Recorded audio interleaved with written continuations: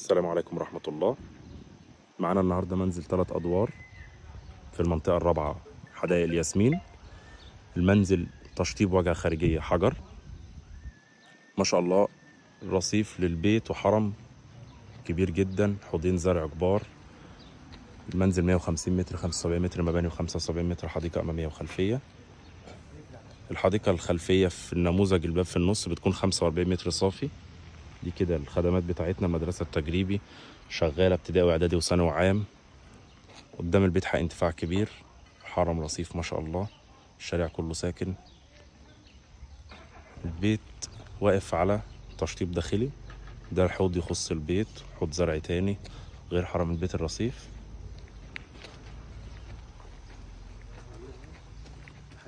دي كده الجنينة الأمامية، طبعا محتاجة ردم بسيط.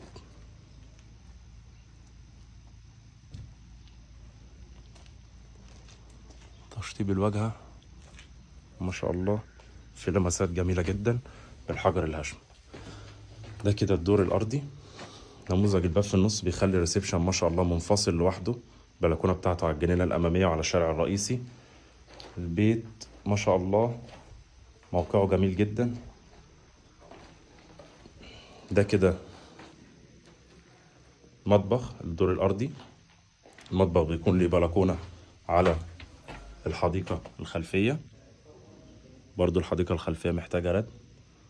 غير الردم تشطيب على طول، مفيش أي مشاكل تاني في البيت إن شاء الله. بيت ممتاز جدا بالنسبة للخرسانات والموقع المباني. أول غرفة على الجنينة الخلفية، الخرسانات بتاعتنا ما شاء الله كلها باينة شبعانة أسمنت. دي كده الغرفة التانية على الجنينة الأمامية، 3 أدوار، 3 شقق منفصلين. نقدر نقسم البيت براحتنا، دوبلكس نقسم 3 غرف كل دور ما شاء الله. الدور التاني حاجة جميلة جدا. برضو معانا المطبخ، بلكونة على الجنينة الخلفية. ده الحمام بتاعنا، مساحته برضو جميلة. دي كده الغرفة الأولى والغرفة التانية. ممكن نعمل غرفتين كبار وحمام كبير، ممكن نعمل غرفة ماستر، ممكن نقسم شقتين منفصلين، مفيش أي مشكلة. تسطيح البيت كله باين 16، كل البيت اهو.